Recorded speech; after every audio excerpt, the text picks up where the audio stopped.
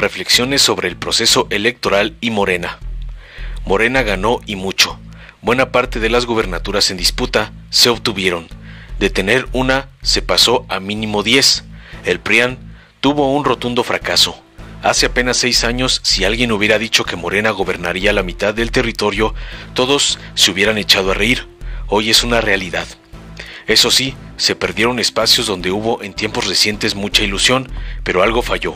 Hubo un momento en que parecía factible conquistar casi todo. Después está el caso de la Ciudad de México. ¿De verdad tantas alcaldías perdidas? ¿De verdad tantos descalabros para Morena? La capital del país es un bastión de la izquierda y algo pasó. Y no se explica solo con un posible voto de castigo por lo sucedido en el metro de la Ciudad de México. Hubo algo más, y hace falta hacer un análisis lo más profundo posible. Pero sí, se perdieron alcaldías y diputaciones, y eso no está bien. La derecha más rancia, el PAN, el PRI y el PRD, encabezada por los intereses más oscuros, ocupará espacios en la Ciudad de México. Eso es preocupante y precisa una respuesta contundente y organizada de Morena y de la izquierda. ¿Ahora qué sigue? Morena precisa prepararse para pactar con otras fuerzas en el Congreso, si busca la mayoría calificada, como ha sucedido hasta ahora. Esto entorpece, sí, varias cosas, pero se tiene la mayoría, y aunque la alianza con el Partido Verde no es de confianza, la mayoría absoluta es importantísima. Lo que tendría que venir es un análisis de los resultados muy detallado y un proceso de crítica al interior del partido, pero no un proceso de destrucción. No se puede gastar 2 años en luchas internas donde se despedacen unos a otros y donde se olvide que Andrés Manuel López Obrador y la transformación del país necesitan un enorme respaldo. La 4T precisa continuidad y para ello hay que solucionar las evidentes diferencias en Morena y rápido. Pero, ¿qué sigue? La consolidación, y ahí habría que tener altura de miras. Gran avance de Morena. El pueblo de México ha ratificado en las urnas su apoyo para Morena y la Cuarta Transformación. Los resultados electorales demuestran que la mayoría de los mexicanos queremos seguir caminando hacia adelante, construyendo nuevos horizontes y esperanzas en lugar de retornar al oscuro pasado de saqueos, corruptelas y privilegios. El partido de Andrés Manuel López Obrador mantendrá la mayoría de la Cámara de Diputados y gobernará la mitad de las entidades federativas. Las elecciones intermedias típicamente favorecen a la oposición. 3 años de gobierno generan un desgaste natural y es común que el electorado busque opciones que ofrezcan equilibrio o contrapesos al presidente en turno. Pero una vez más la Cuarta Transformación ha hecho historia. En lugar de que se haya reducido la presencia nacional de Morena y sus aliados, se ha consolidado su hegemonía democrática en todo el país. Morena ya no es un partido nuevo que apenas va naciendo, sino que ha llegado a la mayoría de edad y será el centro articulador de la política nacional durante muchos lustros hacia el futuro. El avance de la Cuarta Transformación en el norte del país es particularmente llamativo. La izquierda ha sido históricamente débil en los estados fronterizos. Por ejemplo, el Partido de la Revolución Democrática, cuando todavía era un partido progresista, pocas veces lograba rebasar una votación de 2 dígitos en aquellos estados. Así que las contundentes victorias, tanto de Alfonso Durazo en Sonora como la de María del Pilar Ávila en Baja California, implican un verdadero quiebre histórico. El norte finalmente se ha despertado y ello nos hace recordar el papel central que esta región también jugó durante la Revolución Mexicana para lograr una transformación integral de la nación. Sin embargo, la aparente derrota de Juan Carlos Loera en Chihuahua es una nube oscura en medio del cielo despejado que implica la victoria de Morena al nivel nacional. Loera era uno de los únicos candidatos de Morena a una gubernatura que había forjado su carrera principalmente dentro de ese partido.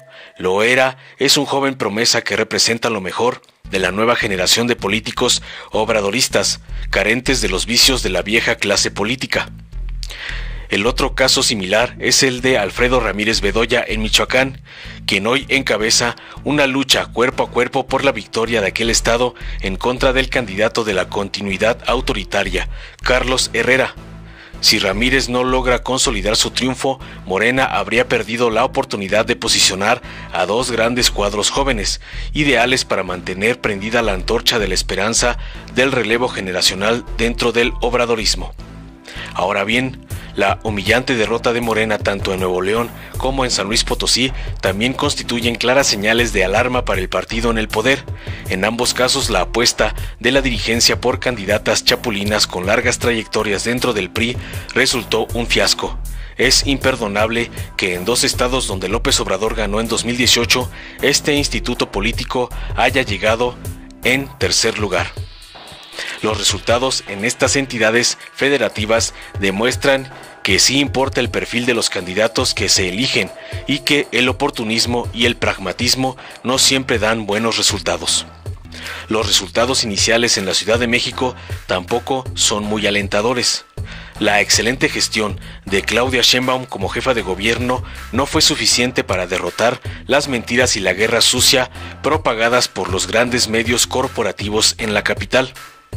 Otras señales preocupantes son el crecimiento de la fuerza electoral del Partido Verde y Movimiento Ciudadano, así como la ratificación del registro del Partido de la Revolución Democrática. Estas tres rémoras representan lo peor del viejo sistema caduco, y sus bancadas en la Cámara de Diputados podrían llegar a tener un impacto sumamente negativo sobre el avance de la Cuarta Transformación.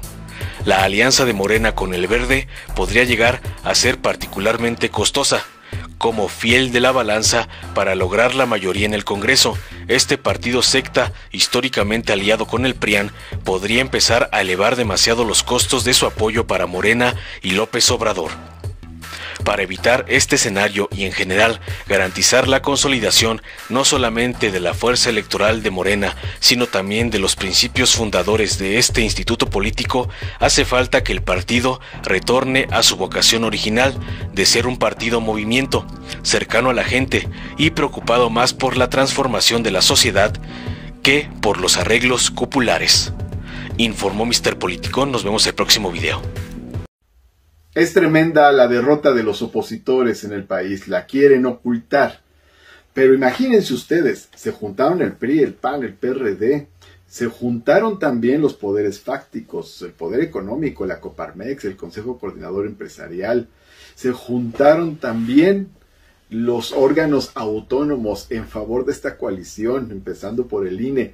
También se juntaron la Embajada de Estados Unidos, el semanario The Economist, la OEA, en fin, o sea, la coalición de todos sus intereses políticos y económicos, y ni así pudieron.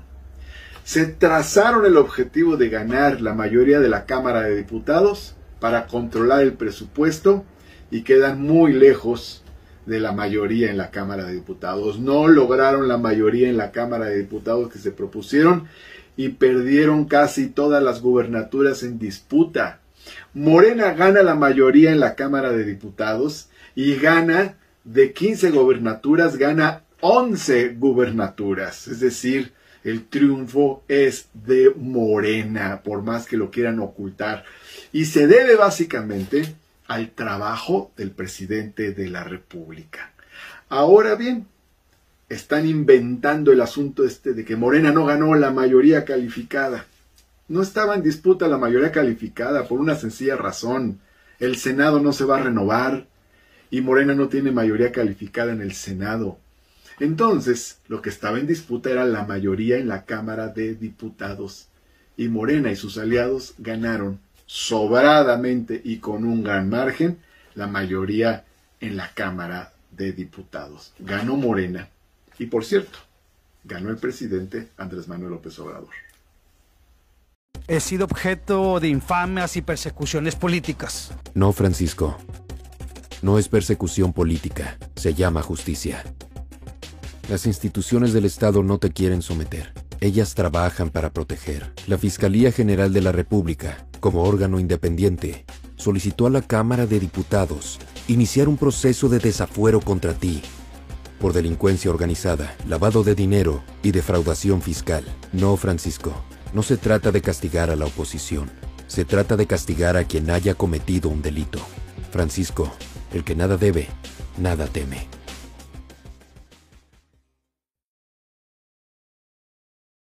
Si te gustó, dale like, compártelo, suscríbete y activa la campanita para recibir las notificaciones de nuestro canal.